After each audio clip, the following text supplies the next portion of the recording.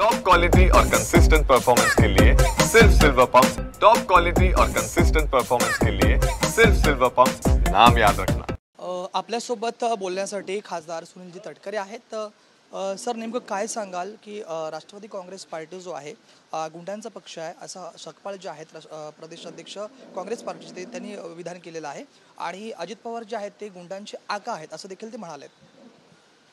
एक तर हर्षवर्धन सपकाळ केवळ अपघाताने राहुल गांधींच्या पुढे निवड करण्यासाठी कोणी नेता राहिला नाही किंवा उपलब्ध असलेल्या नेत्यांच्यावरती त्यांचा विश्वास नसावा, अशामुळे हर्षवर्धन सपकाळ हे प्रदेशचे अध्यक्ष झालेले आहेत। एकदा चुकून माकून विधानसभेवरती निवडून आले बुलढाण्यामधून, परत काय निवडून ज्यांना येता आलं नाही त्यांनी अजितदादा आणि NCPच्या वरती ही टीका करणं निंदनीय आहे। आपला पक्ष, आपला आबाका, आपलं एकंदरीत काय आहे ते सगळं तपासण्याचा प्रयत्न करावा, मग त्यांनी आमच्याबद्दल बोलण्याचं धाडस करावं। त्यांनी आमच्याबद्दल बोललं म्हणजे सूर्यावरती थुंकण्याचाच प्रकार आहे, एवढंच सांगतो आणि हर्षवर्धन सपकाळांचा मी कडा शब्दामध्ये निषेध करतो। सर, हगवणे पितापुत्रांना पकडण्यामध्ये उशीर झाला आहे का? ते आपल्या पक्षाचे पदाधिकारी होते, कुठेतरी पोलिसांवरती बर्डन होतं का एकंदरीत? हे जाणीवपूर्वक राष्ट्रवादी काँग्रेस पक्षाला आदरणीय अजितदादांना बदनाम करण्यासाठीच हे मुद्दामून प्रसारित केलं जात आहे। पोलीस तपास शीघ्र गतीने पहिल्या दिवसाच्या क्षणापासून त्या ठिकाणी होता। कधीही राष्ट्रवादीच्या कुठल्याही कार्यकर्त्यांनी कसलाही दबाव आणला नाही। उलट राष्ट्रवादी काँग्रेस पक्षाची नेहमीच भूमिका राहिली की अशा विकृत मनोवृत्तीला जात धर्म पक्ष नसतो, त्या नराधम विकृतीला ठेचून काढणं हेच प्राधान्य प्रथम त्या ठिकाणी असतं आणि म्हणूनच केवळ आमच्या पक्षाला मिळालेलं यश ज्यांना पावत नाही ते अशापैकी टीका टिप्पणी करण्याचा निंदनीय प्रयत्न करत आहेत। नाशिकचं तर पालकमंत्री पद आहे, बावनकुळे म्हणतात की ते आम्ही आमच्याकडेच ठेवणार आहोत। शेवटी असं आहे की नाशिकचं पालकमंत्री पद ज्यावेळेला घोषित झालं त्यावेळेला भारतीय जनता पक्षाकडेच गिरीश महाजनांची नेमणूक झाली, रायगडला आदिती तटकरेंची नेमणूक झाली, तदनंतर काही त्या संदर्भातले वेगवेगळे प्रश्न निर्माण झाले म्हणून स्थगिती त्या ठिकाणी आहे। त्यामुळे हा निर्णय माननीय मुख्यमंत्री देवेंद्रजी फडणवीस, उपमुख्यमंत्री एकनाथराव, उपमुख्यमंत्री अजितदादा एकत्रितपणाने घेतील आणि तो जो निर्णय घेतील तो आम्हाला मान्य असेल। सर, भाजप म्हणते की मुंबईमध्ये 150 जागा ज्या आम्ही लढवणार आहोत। देशाचा आर्थिक केंद्रबिंदू ताब्यात ठेवण्याचा भाजपचा डाव आहे का? एक असं आहे की भारतीय जनता पक्ष देशात एक मोठा पक्ष आहे।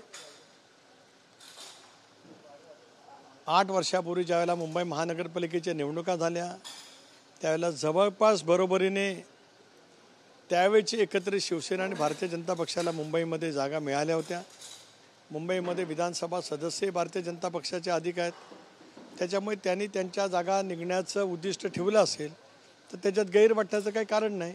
एक भाग महापालिकेच्या निवडणुका ज्यावेळेला येतील त्यावेळेला त्या निवडणुका महायुती म्हणून लढवाव्या, जिल्हा परिषदेच्या निवडणुका महायुती म्हणून लढवा किंवा काय, याचा संदर्भातला निर्णय आम्ही जी काही कोर कमिटी 3 पक्षाची आहे ती आम्ही एकत्रितपणाने बसून वेगवेगळे महापालिका वेगवेगळ्या जिल्ह्यांतील राजकीय परिस्थिती याचा विचार करून योग्य तो निर्णय त्यावेळेला घेऊ।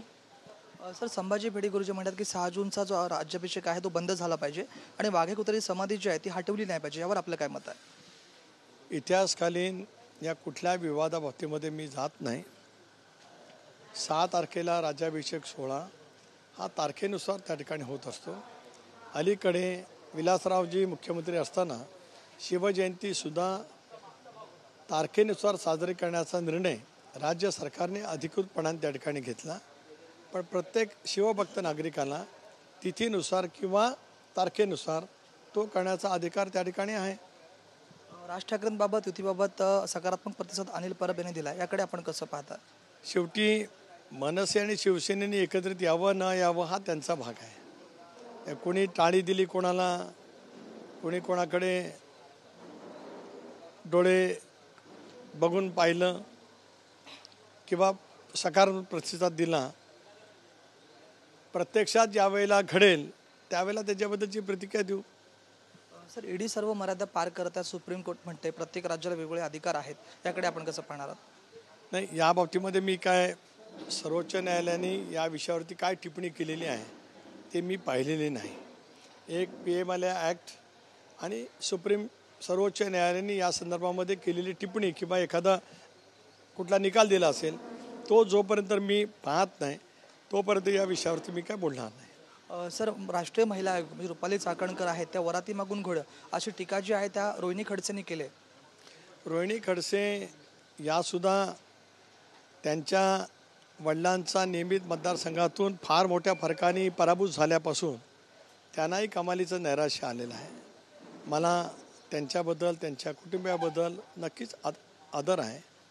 या पुण्याच्या घटनेच्या संदर्भामध्ये महिला आयोगाच्या अध्यक्षा रुपालीताई चाकणकर यांनी पहिल्या दिवसापासून सुमोठं दखल घेत त्या संदर्भामध्ये कारवाई त्या ठिकाणी सुरू केलेली आहे. काल त्यांच्याकडून या विषयावरची ती मी पूर्णपणाची माहिती घेतली. राजकीय हेतूने अशा पैच्या घटना ज्याला घडतात त्याला राजकीय पक्षाच्या नेत्यांनी अशी वक्तव्य करणं म्हणजे त्या घटनेच्या बद्दलची गांभीर्य आपण कमी करतो आहोत याचं भान काही ना राहत नाही. आज प्रश्न काय की त्या आमच्या तरुण भगिनीला तिच्या लहानग्या बाळाला तिच्या आईवडिलांना न्याय देणं हा आमच्या सर्वांच्या समोरचा सर्वात प्राधान्याचा क्रम आहे. एवढंच नव्हे तर त्या नराधम प्रवृत्तीला ठेचून काढणं सजा करणं याच गोष्टीवरती आम्ही भर ठेवतो आहोत. जरूर काय त्रुटी आहेत की नाहीत काळाच्या ओघात कळेल. अंजली दमाने म्हणाले आहेत की भ्रष्टच मंत्री तुम्हाला भेटतात. छगन भुजबळवर त्यांनी टीका केलेली आहे. छगन भुजबळ यांना मंत्रिपद दिल्यानंतर त्यांची टीका समोर आलेली आहे आणि अशीच टीका जरांगे पाटलांनी देखील केलेली आहे. आपण प्रदेशाध्यक्ष म्हणून याच्याकडे कसं पाहता?